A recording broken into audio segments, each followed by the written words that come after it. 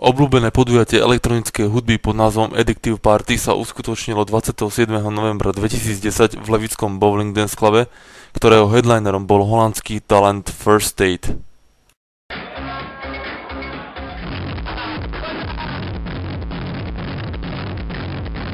Prečo sa Addictive Party volá práve týmto názvom, sme sa opýtali jej organizátora Petra Švarela.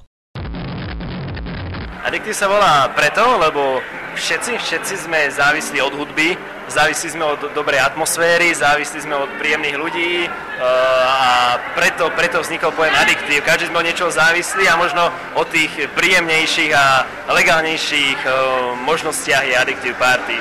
Byť závislý od niečoho, čo je naozaj príjemné a prospešné pre dobrú náladu človeka.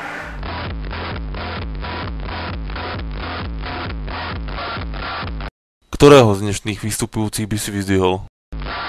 Hlavne by som vyzdvihol pána menom First State, vlastne menom Sander van Dien z Holandska, ktorý za svoj život dokázal vydať dva debutové albumy, ktoré preslávili ho na celom svete, vychválil ho Tiesto a Armin van Buuren a poprední umelci na tanečnej scéne.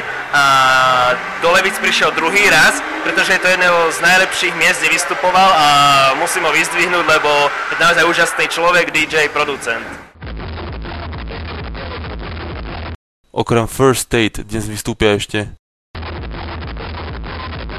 Okrem neho vystúpi Shane Halcon, vlastne jeho manažér, pochádza z Juhoafrickej republiky. Taktiež vystúpi Banskobystričan Alex Dwayne a DJ Joss z Bratislavy. Takže oni vynikajúco doplnia celý ten line-up. Spýtali sme sa tiež ciele, ktoré by chcel Peter týmito akciami dosiahnuť. Každý promotér má nejaký svoj sen. Môžeme povedať, že taký hlavný sen je dotiahnuť sem ľudí z top desiny, ako Armin van Buuren alebo Tiesto a tak ďalej. Aj možno to nie je reálne, ale je taký možno mini sen, ale si myslím, že naozaj tie sny, ktoré som mal pri začiatku realizácie tejto akcie, som už dosiahol. Máš nejaký svoj sen, ktorý by si chcel, aby sa splnil?